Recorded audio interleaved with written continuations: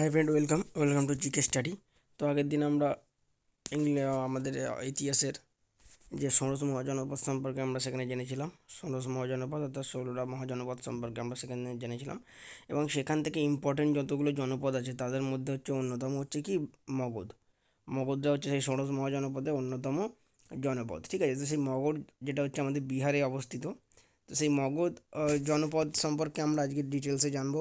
সেই মগধ জনপদে কোন কোন রাজারা বা কোন কোন রাজবংশ রাজত্ব করেছিল সেই সব সম্পর্কে আমরা ডিটেলসে জানবো।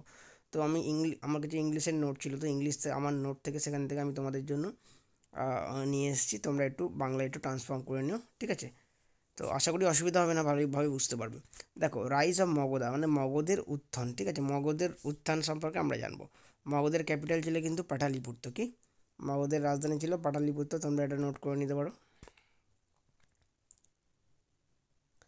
তাহলে মগধ কোথায় অবস্থিত ছিল? অ্যাকচুয়ালি মগধ এটা সাউথ বিহার অর্থাৎ দক্ষিণ বিহারে অবস্থিত ছিল। কোথায় অবস্থিত ছিল? দক্ষিণ বিহারে অবস্থিত ছিল। বিহার অর্থাৎ পাটনা, গায়া, নালন্দা এই যে এলাকা, এই এলাকা জুড়ে কিন্তু এই মগধ এম্পায়ারটা কি এস্টাবলিশড হয়েছিল। তাহলে রাজধানী হচ্ছে পাটালিপুত্র, যেটা সাউদার্ন বিহার অর্থাৎ বিহারের দক্ষিণ দিকে অবস্থিত। এবং বিহারের দক্ষিণ দিকে এর মধ্যে যে যে এলাকাগুলো আমরা পেয়ে থাকি সেগুলো হচ্ছে পাটনা, গায়া, নালন্দা এইসব জায়গাগুলো আমরা পেয়ে থাকি, যেটা হচ্ছে মগধের অন্তর্গত, মগধ মহাজনপদের অন্তর্গত। মগধ মহাজনপদের মধ্যে আমরা চারটে ইম্পর্টেন্ট রাজবংশ বা বংশ সম্পর্কে আমরা জানবো। মগধ মহাজনপদে চারটে আমরা বংশ সম্পর্কে ভালোভাবে জানবো, বা চারটে উল্লেখযোগ্য বংশ মগধের রাজবংশ আমরা জানি। সেটা কি কি? সেটা হচ্ছে প্রথম হচ্ছে হর্ষঙ্ক বংশ, তারপরে জানবো আমরা শিশুনাগা বংশ, তারপরে নন্দ বংশ, এবং সর্বশেষ হচ্ছে মৌর্য বংশ। এবং ইম্পর্টেন্ট, তাহলে আমরা মগধের চারটি বংশ কী কী সম্পর্কে আমরা জানবো? হর্ষঙ্ক, শিশুনাগ, নন্দ এবং মৌর্য। এই চারটি বংশ সম্পর্কে আমরা ভালোভাবে মগধের এই চারটি বংশ সম্পর্কে ডিটেলসে জানবো। আচ্ছা, এখানে একটা শর্ট কোয়েশ্চেন হয়, মগধ যে এই মহাজনপদ, তাহলে প্রথম এরা কিন্তু হাতি ব্যবহার করেছিল তাদের যুদ্ধক্ষেত্রে। তা first use elephant in war, তাহলে তারা কিন্তু তাদের যুদ্ধক্ষেত্রে মগধরা কিন্তু প্রথম তারা কী ব্যবহার করেছিল? হাতি ব্যবহার করেছিল। এটা কিন্তু ভেরি ভেরি ইম্পর্টেন্ট। মগধ যে মহাজনপদ, এই মহাজনপদ কিন্তু তারা যুদ্ধে প্রথম হাতি ব্যবহার করেছিল। তারপরে আমরা চলে যাই, দেখো মগধ জনপদে যে চারটে মগধ মহাজনপদে যে চারটে বংশ ছিল, হর্ষঙ্ক, শিশুনাগ, নন্দ এবং মৌর্য, এই চারটে রাজবংশের প্রথম রাজবংশটা আমরা স্টার্ট করছি। প্রথম রাজবংশ আমরা পেয়ে যাবো, দেখো হর্ষঙ্ক ডিনাস্টি বা হর্ষঙ্ক রাজবংশ। ঠিক আছে, হর্ষঙ্ক ডিনাস্টি। তাহলে দেখো, তোমরা দেখতেই পাচ্ছ হর্ষঙ্ক ডিনাস্টি স্টার্ট হয়েছিল কত সাল থেকে? 544 থেকে কত 412 বিসি। বিসি মানে হচ্ছে বিফোর খ্রিস্ট, মানে যীশু খ্রিস্টের জন্মের আগের সময়কালকে বোঝানো হয়ে থাকে। তাহলে 544 থেকে 412 বিসি অর্থাৎ বিফোর খ্রিস্ট, এই সময়কাল কিন্তু হর্ষঙ্ক ডিনাস্টি কি রাজত্ব করেছিল। ঠিক আছে, এই হর্ষঙ্ক ডিনাস্টির অন্যতম রাজা ছিল বিম্বিসার। আমার এখানে ইংলিশে নোট করা আছে, তোমরা বাংলায় নোটটা বানিয়ে নিতে পারো। বিম্বিসার, ঠিক আছে, যাকে আবার শ্রেণিক বলেও ডাকা হয়। কি? শ্রেণিক বা শ্রণিকা। তাহলে এই বিম্বিসার সম্পর্কে আমরা প্রথম জানবো। দেখো, বিম্বিসার সম্পর্কে আমরা জানতে গেলে যেটা আমরা জানতে পারি প্রথমেই, বিম্বিসার ছিল কিন্তু ফাউন্ডার অফ হর্ষঙ্ক ডিনাস্টি। তাহলে মগধ মহাজনপদের প্রথম যে রাজবংশ সেটা হচ্ছে কি, মগধ মহাজনপদের প্রথম রাজবংশের নাম আমরা কি জানলাম? সেটা হচ্ছে হর্ষঙ্ক ডিনাস্টি বা হর্ষঙ্ক রাজবংশ। সেই হর্ষঙ্ক রাজবংশের প্রথম রাজা ছিল বিম্বিসার। কী ছিল? বিম্বিসার। অর্থাৎ মগধের প্রথম রাজাও কিন্তু তাহলে বিম্বিসার। হর্ষঙ্ক বংশ যেহেতু মগধের প্রথম রাজবংশ, তাহলে মগধের প্রথম রাজাও কিন্তু বিম্বিসার এবং হর্ষঙ্ক বংশের প্রথম রাজাও বিম্বিসার। ঠিক আছে, তাহলে বিম্বিসার ছিল কিন্তু হর্ষঙ্ক ডিনাস্টি কি প্রতিষ্ঠাতা ছিল। ঠিক আছে, তারপরে দেখো, he was the contemporary of Gautam Buddha, মানে এই বিম্বিসার কিন্তু গৌতম বুদ্ধের সমসাময়িক ছিল। মানে ওই সময় মানে গৌতম বুদ্ধ জীবিত ছিল আর কি। তাহলে অনেক এক্সামে আমি ওই কোশ্চেনটা দেখেছি যে চারটে অপশান দিয়ে বলবে যে কে এদের মধ্যে গৌতম বুদ্ধের সমসাময়িক ছিল বা টেম্পোরারি ছিল, কারণ গৌতম বুদ্ধের। তাহলে সেটা কী হয়ে যাবে? বিম্বিসার। তাহলে বিম্বিসার কী ছিল না, গৌতম বুদ্ধের কি কন্টেম্পোরারি বা সমসাময়িক। ভেরি ভেরি ইম্পর্টেন্ট, কিন্তু এই তথ্যগুলো তোমরা খাতায় নোট বানিয়ে নাও। ঠিক আছে, নোট বানিয়ে নাও, নিজেদের ইচ্ছা মতো সময় করে তোমরা পড়ে নিও, কিন্তু তোমরা নোটটা বানিয়ে নাও। আমি একদম কম্প্যাক্টভাবে তোমাদের জন্য নোটটা বানিয়েছি তোমাদের দেওয়ার জন্য। তোমরা একটা কম্প্যাক্টভাবে ইম্পর্টেন্ট টপিকগুলো আমি খালি নোট বানিয়েছি তোমাদের দেওয়ার জন্য, তোমরা এটা কিন্তু ঢুকে নাও। তো তাহলে বিম্বিসার ছিল কি হর্ষঙ্ক বংশের প্রতিষ্ঠাতা, এবং সে কী ছিল? গৌতম বুদ্ধের সমসাময়িক। এই যে বিম্বিসার একটা নীতি গ্রহণ করেছিল, যেটা ম্যারেজ অ্যালায়েন্স, মানে কি, মানে বিবাহ সম্পর্কিত অ্যালায়েন্স, মানে সে বিবাহের মাধ্যমে তার রাজবংশ বা তার সাম্রাজ্য কি বিস্তার লাভ করতো। তার মগধের যে এই রাজা বিম্বিসার কি নীতি গ্রহণ করেছিল? Marriage alliance. কি ম্যারেজ অ্যালায়েন্স? দেখো, তার তিনটে ওয়াইফ ছিল। তার মধ্যে প্রথম হচ্ছে প্রিন্স অফ কোশালা, মানে কোশালা মহাজনপদের রানী, এবং লিচ্ছবি এবং মাদ্রা ক্যালেন, মাদ্রা মাদ্রা ক্ল্যান মানে মাদ্রা ওটা গোষ্ঠীর খেমা খেমার ডটার। তাহলে এই তিনটের মধ্যে ইম্পর্টেন্ট তার যেটা হচ্ছে লিচ্ছবি, তার ওয়াইফ হচ্ছে লিচ্ছবি, এইটাই ইম্পর্টেন্ট। তাহলে একটা কোশ্চেন পড়বে পরীক্ষায় যে কোন রাজা ম্যারেজ অ্যালায়েন্স অর্থাৎ বৈবাহিক নীতি, বিবাহ নীতি বা বৈবাহিক নীতি গ্রহণ করেছিল, সেটা আমরা বলতে পারি কিন্তু কিনা বিম্বিসার যিনি গৌতম বুদ্ধের কিন্তু সমসাময়িকও ছিল। ঠিক আছে, তারপরে আমরা চলে যাব। তারপরে তোমরা দেখতে পাচ্ছ, দেখো তারপরে কি দেখো, আমাদের যে বিম্বিসার কিন্তু যে আগনা জয় করেছিল। কি জয় করেছিল? আগনা হচ্ছে জয় করেছিল। আগনা যেহেতু তখনকার একটা মহাজনপদে অন্য 16 মহাজনপদে অন্য জনপদ ছিল কিন্তু আগনা, সে আগনাকে কিন্তু আমাদের বিম্বিসার জয় করেছিল। এগুলো কিন্তু ইম্পর্টেন্ট টপিক, আমি একদম ইম্পর্টেন্ট টপিকগুলো এবং সেগুলোই কিন্তু আমি নোট বানিয়েছি। আমি অনেক কিছু ডিটেলসে বানাইনি, একদম টপ ইম্পর্টেন্ট যেগুলো সেগুলোই তোমাদের জন্য নোট বানিয়ে এনেছি। তাহলে বিম্বিসার আগনা জয় করেছিল।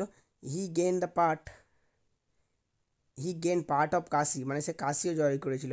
কাশি মহাজনপদে কিছু অংশ অর্জন করেছিল। কিভাবে অর্জন করেছিল? দেখো, marriage with sister of king কোশালা।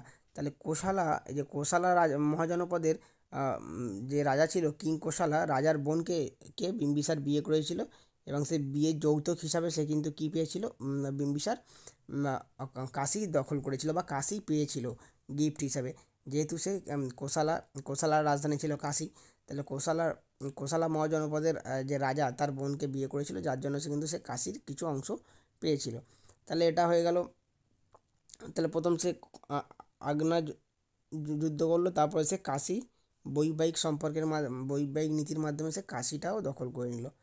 Very very important, Seniya first Indian king who had a regular and standing army, মানে প্রথম রাজা ছিল যার একটা কি আর্মি ছিল। কিসের আর্মি ছিল? রেগুলার, মানে সবসময়, এবং স্ট্যান্ডিং আর্মি ছিল। তাহলে প্রথম রাজা হচ্ছে কে না, যেটা হচ্ছে বিম্বিসার, তার একটা কী ছিল? স্ট্যান্ডিং আর্মি ছিল। কী ছিল? স্ট্যান্ডিং আর্মি, একটা বড় আর্মির দল ছিল, স্ট্যান্ডিং আর্মি। ঠিক আছে, যার নাম হচ্ছে কি সেনিয়া বা শ্রেণিক বলে আমরা জেনে থাকি। তাহলে এই স্ট্যান্ডিং আর্মিকে সেনিয়া বলা হয় বা শ্রেণিক বলা হয়ে থাকে। ঠিক আছে, তাহলে শ্রেণিক বা সেনিয়া, এই যে এটা কে প্রবর্তন করেছিল? তাহলে আমরা বলতে পারি বিম্বিসার। তারপরে দেখো, very very important question, Bimbisara কিন্তু নতুন একটা সিটি বা একটা শহর গড়েছিল, যেটাকে আমরা বলতে পারি রাজগৃহ বা গৃহরাজ, বা কি রাজগৃহ বা গৃহরাজা। ঠিক আছে, তাহলে একটা নতুন শহর তৈরি করেছিল কে? বিম্বিসার প্রথম, যেটাকে আমরা রাজগৃহ বলে থাকি। এটাই ছিল কিন্তু ফার্স্ট ক্যাপিটাল, এটাই কিন্তু রাজগৃহ ছিল কিন্তু ফার্স্ট ক্যাপিটাল।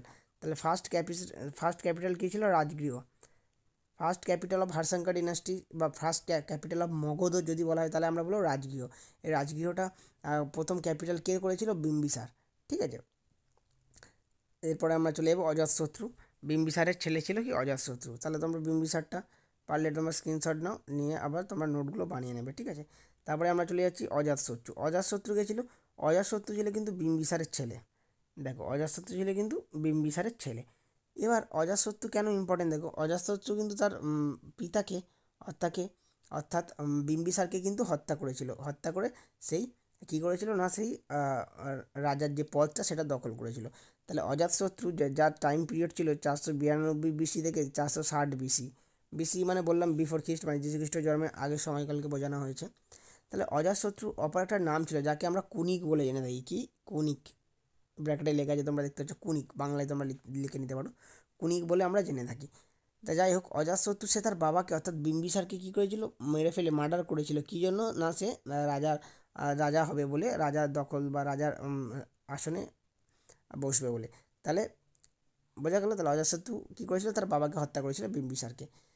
অজাতশত্রু কিন্তু কন্টেম্পোরারি, মানে সমসাময়িক ছিল কার? বুদ্ধ এবং মহাবীর।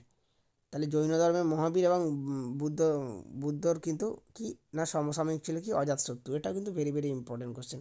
অজাতশত্রু ছিল কন্টেম্পোরারি, কি ছিল কার? মানে সমসাময়িক ছিল বুদ্ধ এবং মহাবীরের। তারপরে দেখো, প্রথম বুদ্ধিস্ট কাউন্সিল, যে আমরা বুদ্ধদের যে আলোচনা বলতে পারো, যে বুদ্ধদের যে কাউন্সিল হয়েছিল, সেই প্রথম বুদ্ধিস্ট কাউন্সিল হয়েছিল কিন্তু রাজগৃহতে। 482 বিসি, মানে 482 বিসি মানে বিফোর খ্রিস্ট, তাই তো? তাহলে 482 বিসিতে প্রথম কী হয়েছিল, বুদ্ধিস্ট কাউন্সিল হয়েছিল, ঠিক আছে, 483 বিসিতে। তাহলে আমাদের এক্সামে বিভিন্ন আমাদের পরীক্ষায় কিন্তু এবং ডাব্লিউবিসিএসে এই কোশ্চেনও পড়েছে যে প্রথম বুদ্ধিস্ট কাউন্সিল কার আমলে হয়েছিল। তাহলে আমরা বলবো কি, অজাতশত্রুর আমলে কিন্তু প্রথম বুদ্ধিস্ট কাউন্সিল হয়েছিল।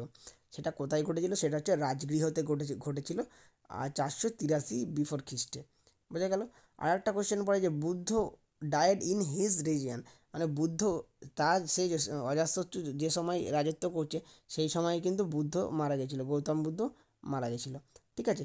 এবং অজাতশত্রুর যে উপাধি ছিল সেটা হচ্ছে কুনিক। অজাতশত্রুর কী উপাধি ছিল, কুনিক। তাহলে এই কটা আমরা অজাতশত্রু সম্পর্কে আমরা জানতে পারি। অজাতশত্রুর ক্ষেত্রে ইম্পর্টেন্ট হচ্ছে যে তার সময় কিন্তু ফার্স্ট বুদ্ধিস্ট কাউন্সিল হয়েছিল, ফার্স্ট বুদ্ধিস্ট কাউন্সিল হয়েছিল। চলে যাবো আমরা পরের কোশ্চেন বলছি, চলে যাবো আমরা পরের পার্টে। দেখো পরের পার্টে দেখো, অজাতশত্রু কী ছিল না, অজাতশত্রু কিন্তু কাশী দখল করেছিল। কাশী যে মহাজনপদ, সেই কাশী কিন্তু দখল করেছিল অজাতশত্রু। বোঝা গেল। এবং Kashi and Vaishali were added to Magadha, মানে অজাতশত্রুর আমলেই কিন্তু মহাজনপদ কাশী এবং বৈশালী, এই দুটো মহাজনপদ কিন্তু মগধের সাথে যুক্ত হয়েছিল। ভেরি ভেরি ইম্পর্টেন্ট কোশ্চেন, এটা কিন্তু খুব ইম্পর্টেন্ট কোশ্চেন। তোমাদের জন্য আমি একদম টপ ইম্পর্টেন্ট টপিক বা ইম্পর্টেন্ট ডাটাগুলো কিন্তু আমি তোমাদের জন্য নোট বানিয়ে আমি ক্লাসের মধ্যে প্রোভাইড করছি। তাহলে অজাতশত্রু কিন্তু কি কাশী এবং বৈশালীকে মগধের সাথে যুক্ত করেছিল। যেমন আমাদের বিম্বিসার হচ্ছে আগ্রাকে যুক্ত করেছিল মগধের সাথে, আগ্রা মহাজনপদকে, সেরকম হচ্ছে অজাতশত্রু হচ্ছে কাশী এবং বৈশালী মহাজনপদকে মগধের সাথে যুক্ত করেছিল, যার ফলে মগধের পাওয়ার বা মগধের এরিয়াটা আরও বিশাল আকার ধারণ করেছে, ঠিক আছে। অজাতশত্রু কিন্তু প্রথম কী করেছিল, ফ্রন্ট অফ রাজগৃহ, মানে এই যে রাজগৃহ যে আমাদের ক্যাপিটাল রাজধানী ছিল তার সামনে একটা জলদুর্গ তৈরি করেছিল। কী তৈরি করেছিল, জলদুর্গ, ফ্রন্ট অফ রাজগৃহের সামনে একটা কী করেছিল, জলদুর্গ তৈরি করেছিল, ঠিক আছে। তাই যদি বলে জলদুর্গ বা ওয়াচ ফোর্ট কে করেছিল, তাহলে হয়ে যাবে কিন্তু এটা আমাদের মনে রাখবে অজাতশত্রু, ঠিক আছে। পাটালি ভিলেজ যেটা রাজগৃহতে অবস্থিত, সেই ভিলেজের সামনে অর্থাৎ রাজগৃহের সামনে একটা জলদুর্গ তৈরি করেছিল শত্রুদের হাত থেকে বাঁচার জন্য বা শত্রুদেরকে প্রতিহত করার জন্য। তাহলে প্রথম গেল আমাদের বিম্বিসার, হর্ষঙ্ক ডিনাস্টির রাজা, তারপরে গেল আমাদের অজাতশত্রু, এবং এরপরে 3 নম্বর যেটা হচ্ছে উজ্জয়ন হচ্ছে এই হর্ষঙ্ক ডিনাস্টির আর অন্যতম রাজা, ঠিক আছে। তার সম্পর্কে আমরা ডিটেলসে জানবো। দেখো উজ্জয়ন ছিল কিন্তু 460 থেকে 440 বিফোর খ্রিস্ট টাইমের মধ্যে সে রাজত্ব করেছে। উজ্জয়নের সবথেকে ভালো ইম্পর্টেন্ট যে কোশ্চেনটা উজ্জয়ন সম্পর্কে আসে সেটা হচ্ছে সে পাটালিপুত্র, যেটা হচ্ছে কি আমাদের মগধের রাজধানী পরবর্তী সময় হয়, সে কিন্তু প্রথম পাটালিপুত্র রাজ্য শহরটা বা কেন্দ্র হিসাবে কিন্তু প্রথম স্টাবলিশ করে। তাহলে পাটালিপুত্র কে তৈরি করে বা কে আবিষ্কার বলবো না, কে স্ট্যাবলিশ করে পাটালিপুত্র, সে হবে কিন্তু Ujjain. It's a very very important. তাহলে পাটালিপুত্র যেটা এখন পাটনা বিহারে, এখন পাটনা হিসাবে আমরা জানি, পাটনা বিহারে, সেটা কিন্তু আগে ছিল পাটালিপুত্র। তাহলে এটি করেছে কিন্তু আমাদের রাজা উজ্জয়ন। এবং রাজা উজ্জয়ন যে রাজগৃহ থেকে রাজধানীটা পাটালিপুত্র থেকে শিফট করে। তাই রাজা উজ্জয়ন কী করেছিল, shifted capital from Rajgriha to Pataliputra, ঠিক আছে। এবং এটাকে কি না ক্যাপিটাল হিসাবে গণ্য করে কে, Ujjain. Very very important question. তাহলে উজ্জয়ন হচ্ছে কিন্তু রাজগৃহ থেকে কী করে না তার ক্যাপিটাল রাজধানী তার রাজগৃহ থেকে শিফট করে কোথায় নিয়ে যায়, পাটালিপুত্র। এবং লাস্ট হচ্ছে না এই হর্ষঙ্ক ডিনাস্টিক লাস্ট রাজা ছিল নাগাদাস। কে ছিল, হর্ষঙ্ক ডিনাস্টিক লাস্ট রাজা ছিল কিন্তু নাগাদাস, ঠিক আছে। তাহলে আমাদের মগধের প্রথম যে 4টে বংশ সম্পর্কে আমরা জানবো, তার মধ্যে হর্ষঙ্ক ডিনাস্টি, এই 3টে রাজা সম্পর্কে কিন্তু আমরা ভালোভাবে জানলাম। এরপরে চলে যাব হর্ষঙ্ক ডিনাস্টির পরে দেখো শিশুনাগ ডিনাস্টি। তোমরা দেখতেই পাচ্ছ শিশুনাগ ডিনাস্টির ক্ষেত্রে ইম্পর্টেন্ট হচ্ছে যে আমাদের লাস্ট রাজা ছিল হর্ষঙ্ক ডিনাস্টির লাস্ট রাজা কী ছিল বলো তো, হর্ষঙ্ক ডিনাস্টির লাস্ট রাজা আমরা পড়লাম একটু নাগাদাস, তাই না, নাগাদাস। এই নাগাদাসের যে মন্ত্রী বা মিনিস্টার ছিল সে হচ্ছে শিশুনাগ। তাই নাগাদাসের মন্ত্রী বা মিনিস্টার কে ছিল, শিশুনাগ। এই শিশুনাগ নাগাদাসকে হত্যা করে পরবর্তী সময়ে কিন্তু নতুন বংশ স্টার্ট করলো, যেটা হচ্ছে শিশুনাগা ডিনাস্টি। তাহলে হর্ষঙ্ক রাজবংশের লাস্ট রাজা নাগাদাসকে হত্যা করে তার মন্ত্রী শিশুনাগ কিন্তু একটা বংশ স্ট্যাবলিশ করলো, যাকে আমরা বলছি কি শিশুনাগ ডিনাস্টি, যে বংশটা 412 থেকে 344 বিসি টাইম পিরিয়ডে রাজত্ব করেছিল। দেখো তাহলে দেখো এই শিশুনাগ ডিনাস্টি, শিশুনাগ এই রাজা, সে ক্যাপিটালটা শিফট করলো কোথায়, মানে ক্যাপিটালটা সরিয়ে নিয়ে গেল বৈশালীতে। কোথায় করলো, সরিয়ে নিয়ে গেল বৈশালীতে। তাহলে প্রথম ক্যাপিটাল ছিল রাজগৃহ, যেটা বিম্বিসার করেছিল, মগধের রাজধানী রাজগৃহ।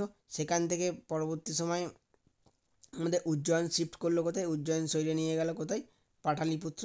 পাটালিপুত্র থেকে আবার শিশুনাগ বংশের রাজা শিশুনাগা, সে সরিয়ে নিয়ে গেল বৈশালীতে। কোথায়, বৈশালীতে। ঠিক আছে। তারপরে দেখো শিশুনাগ বংশের রাজা, এই শিশুনাগের ইম্পর্টেন্ট টপিক হলো এটাই, সে ক্যাপিটাল অর্থাৎ রাজধানী থেকে শিফট করলো বৈশালীতে। ডিস্ট্রাকশন অফ দ্য প্রায়োদত্তি ডিনাস্টি অফ আভান্তি, এবং শিশুনাগ বংশের এই শিশুনাগ রাজা যে প্রতিষ্ঠাতা, সে প্রায়দত্তি ডিনাস্টি, আচ্ছা অবন্তী মহাজনপদের প্রায়দত্তি রাজবংশকে ধ্বংস করেছিল।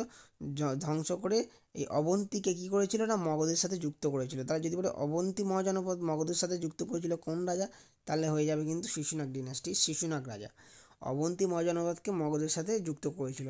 যুক্ত করার ফলে আরও মগধ মহাজনপদটা আরও কিন্তু এক্সপ্যান্ড করলো, আরও বেড়ে যাচ্ছে। প্রথমে যুক্ত হলো আগনা, তারপরে আমাদের কাশী যুক্ত হলো, কোশালা যুক্ত হলো, এবার অবন্তী যুক্ত হয়ে গেল মগধের সাথে, যার ফলে কিন্তু মগধ এম্পায়ারটা আরও এক্সপ্যান্ড করে গেল। ঠিক আছে। এই শিশুনাগ ডিনাস্টির একটা অন্যতম রাজা ছিল কিন্তু Kalashoka, very very important. Shishunaga ডিনাস্টির অন্যতম রাজা ছিল কিন্তু কালাশোক। এই কালাশোক সম্বন্ধে আমরা কী জানি, কালাশোক হচ্ছে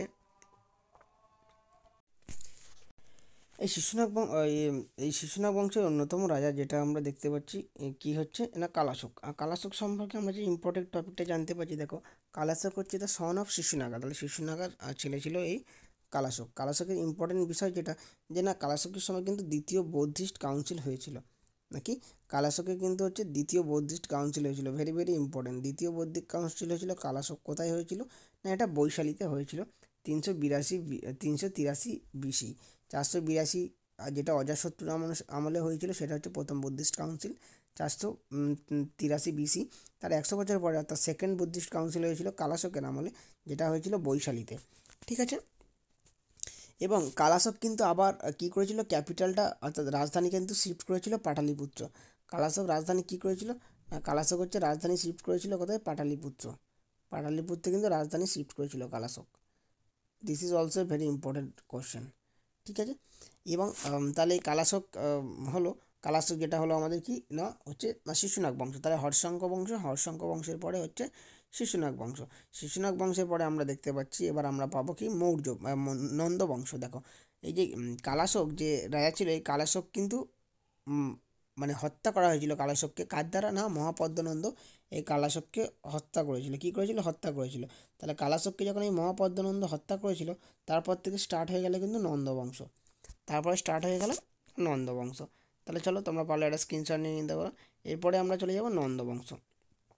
দেখো নন্দবংশ ইম্পর্টেন্ট, ভেরি ভেরি, এটাও কিন্তু ইম্পর্টেন্টের মধ্যে পড়ে। নন্দবংশের দেখো, নন্দবংশের টাইম পিরিয়ডটা তোমরা দেখতে পাচ্ছ যে না 345 থেকে 321 বিফোর খ্রিস্ট, 345 থেকে 321 বিফোর খ্রিস্টে কিন্তু এই নন্দবংশের টাইম পিরিয়ড বা রাজত্বকাল ছিল। তাই নন্দবংশের প্রতিষ্ঠাতাকে যদি কোশ্চেন পড়ে, তাহলে নন্দবংশের প্রতিষ্ঠাতা হয়ে গেল কিন্তু মহাপদ্মনন্দ। নন্দবংশের প্রতিষ্ঠাতা হয়ে গেল কিন্তু মহাপদ্মনন্দ। এবং ফার্স্ট নন ক্ষত্রিয় রুলার ছিল কিন্তু। তাই নন্দবংশ ছিল প্রথম কিন্তু যেটা হচ্ছে অক্ষত্রিয় রাজবংশ, very very very important question. তাহলে নন্দবংশ ছিল প্রথম হচ্ছে অক্ষত্রিয় রাজবংশ, যে রাজবংশ কিন্তু আমাদের মগধকে রাজত্ব করেছিল, লোয়ার কাস্ট রাজবংশ। বাকি যে আগের দুটো রাজবংশ দেখলে এটা হচ্ছে ক্ষত্রিয়, যে হিন্দুদের যে চারটে যে আমাদের ভাগ থাকে না, ব্রাহ্মণ, ক্ষত্র, শূদ্র। ঠিক আছে। তো এই যে ক্ষত্রিয়রা ছিল আপার ক্লাস, এই নন ক্ষত্রিয় মানে যে শূদ্র, এরা ছিল লোয়ার কাস্ট। তো এই লোয়ার কাস্ট রাজবংশ প্রথম হচ্ছে নন্দ রাজবংশ, যারা যে বংশ কিনা না মগধের ওপরে রাজত্ব করেছিল। তাহলে মগধের এই যে নন্দবংশের প্রতিষ্ঠাতাকে মহাপদ্মনন্দ, যে মহাপদ্মনন্দ শিশুনাগা বংশের রাজা কালাশোককে কিন্তু হত্যা করেছিল, করে শিশুনাগ বংশকে হটিয়ে সেখানে নন্দবংশের প্রতিষ্ঠাতা করে মহাপদ্মনন্দ। ঠিক আছে। মহাপদ্মনন্দ বললাম first, very very important question কিন্তু এটা, ফার্স্ট নন ক্ষত্রিয়ান রুলার, মানে প্রথম অক্ষত্রিয় রাজবংশ মগধের। দেখো এর অনেক ডাক নাম ছিল, যেমন একরুট, একছাত্রা রুলার। ঠিক আছে, এগুলো তোমরা বাংলায় লিখে নিতে পারো। এর ডাক নাম ছিল মহাপদ্মনন্দের একরুট, তারপরে দেখতে পাচ্ছ একছত্রা রুলার, কি একছত্রা রুলার, ঠিক আছে। এবার দেখো মহাপদ্মনন্দের আমরা যে কী কী নামে খ্যাত ছিল বা কী কী নামে বিখ্যাত ছিল সেগুলো আমরা জেনে নেবো। দেখো মহাপদ্মনন্দ নোন অ্যাজ কীভাবে, না সর্বক্ষত্রিয় ছেত্তা, সর্বক্ষত্রিয় ছেত্তা। মহাপদ্মনন্দের যে ডাকনামগুলো ছিল তার মধ্যে অন্যতম ছিল সর্বক্ষত্রিয় ছেত্তা, মানে আপরুটার অব দ্য ক্ষত্রিয়, মানে ক্ষৈত্র রাজবংশ যারা ছিল, যেমন হচ্ছে আমাদের শিশুনাগ বংশ, সেই শিশুনাগ বংশকে হটিয়ে দিয়ে অক্ষত্রিয় বংশ হিসাবে যেহেতু নন্দবংশ প্রতিষ্ঠিত হয়েছে, ওই জন্য বলা হচ্ছে আপরুটার অব দ্য ক্ষত্রিয়। মানে মহাপদ্মনন্দ কী করেছে, ক্ষত্রিয়দের হটিয়ে দিয়ে নন্দবংশ প্রতিষ্ঠাতা করেছে, ওই জন্য মহাপদ্মনন্দকে বলা হচ্ছে সর্বক্ষত্রিয় ছেত্তা, ঠিক আছে। এছাড়া মহাপদ্মনন্দকে বলা হচ্ছে উগ্রসেনা, মানে মহাপদ্মনন্দের একটা হিউজ আর্মি ছিল, কি উগ্রসেনা বলা হয়। উগ্রসেনা যার মানে হচ্ছে ওনার অফ হিউজ আর্মি, মানে একটা বিশাল সেনাবাহিনী ছিল কার, মহাপদ্মনন্দ। এছাড়া মহাপদ্মনন্দের আরও অনেক নাম ছিল, যেমন একরাট, দ্বিতীয় পরশুরাম এবং উগ্রসেনা যেটা বললাম, একরাট, দ্বিতীয় পরশুরাম এবং উগ্রসেনা যেটা বললাম। তাহলে এইগুলো ছিল কিন্তু মহাপদ্মনন্দের নাম, ঠিক আছে, এই নামে খ্যাত ছিল। এরপরে চলে যাবো এই যে নন্দবংশের আরেকটা বিখ্যাত রাজা যে হচ্ছে ধননন্দকে, ভেরি ভেরি ইম্পর্টেন্ট। মহাপদ্মনন্দের আরেকটা বিখ্যাত রাজার নাম আমরা কি জানছি, ধননন্দ। দেখো ধননন্দ যে টাইম পিরিয়ডে রাজত্ব করছিল আমাদের মগধের ওপরে, সেই সময় কিন্তু আলেকজান্ডার দ্য গ্রেট কিন্তু ভারতে অ্যাটাক করেছিল। তাহলে দেখো কোশ্চেন পড়ে বিভিন্ন কম্পিটিটিভ এক্সামে যে ইনভেনশন অফ আলেকজান্ডার, মানে আলেকজান্ডার কোন রাজার আমলে কিন্তু ভারতে আক্রমণ করেছিল, সেটা তোমরা মনে রাখবে কিন্তু নন্দবংশের রাজা ধননন্দ। বা অনেক সময় এরকমও পড়ে যে আলেকজান্ডার দ্য গ্রেট যে ভারতে যখন আক্রমণ করে তখন মগধে কোন বংশ রাজত্ব করছিল, তখন তোমরা তাহলে বলবে কি নন্দবংশ রাজত্ব করছিল, নন্দবংশের ধননন্দ। Very important question. তাহলে invention of Alexander took place during the time of Dhanananda, ঠিক আছে। তাহলে 326 বিফোর খ্রিস্ট, এই টাইমে কিন্তু ধননন্দ টাইম পিরিয়ডে আলেকজান্ডার কিন্তু ভারতে আক্রমণ করে, ভারতের উত্তর পশ্চিম অঞ্চলে, ঠিক আছে। এছাড়া ধননন্দকে আমরা যে নামে জানি সেটা হচ্ছে আগ্রামাস বা জ্যান্ড্রামাস, কি আগ্রামাস, অ্যাগ্রামাস বা জ্যান্ড্রামাস, তোমরা এটা বাংলায় লিখে নিতে পারো আগ্রামাস বা জ্যান্ড্রামাস, ঠিক আছে। ধননন্দ এই নামেও আমরা জেনে থাকি, আগ্রামাস বা জ্যান্ড্রামাস। এবং ধননন্দকে ডিফিট করেছিল, মানে ধননন্দকে হারিয়ে দিয়েছিল কে, না যে হচ্ছে চন্দ্রগুপ্ত মৌর্য, মৌর্য রাজবংশের রাজা চন্দ্রগুপ্ত মৌর্য ধননন্দকে হারিয়ে দিয়েছিল 322 বিফোর খ্রিস্টটা, ঠিক আছে। তাহলে হচ্ছে ধননন্দকে কে পরাজিত করেছিল, ধননন্দকে কিন্তু পরাজিত করেছিল হচ্ছে চন্দ্রগুপ্ত মৌর্য, হলো। তাহলে চন্দ্রগুপ্ত মৌর্য আমরা পরের ক্লাসে আমরা জানবো। আমরা এই পর্যন্ত আজকে আমার নন্দবংশ সম্পর্কে এই পর্যন্ত আমাদের ক্লাস, পরের ক্লাসে আমরা আমরা মৌর্য বংশের সম্পর্কে আরও ডিটেলসে জানবো। এখান থেকে 2-4টে পয়েন্ট আমরা জেনে নিই। তাহলে আমাদের ধননন্দকে কে ডিফিট করেছিল, না চন্দ্রগুপ্ত মৌর্য, ঠিক আছে, মৌর্য রাজবংশের রাজা চন্দ্রগুপ্ত মৌর্য 322 বিফোর খ্রিস্ট। মগধের প্রথম অক্ষত্রিয় রাজবংশ, এক্ষুনি বললাম মগধের প্রথম অক্ষত্রিয় রাজবংশ হচ্ছে কে, না হচ্ছে নন্দবংশ, ঠিক আছে। এগুলো কিন্তু প্রিভিয়াস ইয়ার্সের আসা কোশ্চেন, আমি তোমাদের জন্য নোট বানিয়ে রেখেছি। ধননন্দের সেনাপতি কে ছিল, ধননন্দের সেনাপতি ছিল ভদ্রশাল, এটা কিন্তু কোশ্চেন। তোমরা যা দেখতে পাচ্ছ সব কিন্তু প্রিভিয়াস ইয়ার্স বা বিগত বছরের কোশ্চেন থেকে আমি নোট যতটুকু পেরেছি তোমাদের জন্য নোট বানিয়ে পিডিএফ বানিয়ে তোমাদের জন্য ক্লাসে দিয়েছি। ধননন্দের প্রথম সেনাপতি ছিল ভদ্রশাল। উত্তর ভারতের প্রথম ঐতিহাসিক সম্রাট ছিল মহাপদ্মনন্দ। যদি বলে উত্তর ভারতের প্রথম ঐতিহাসিক সম্রাট ছিল কে, না মহাপদ্মনন্দ, ঠিক আছে।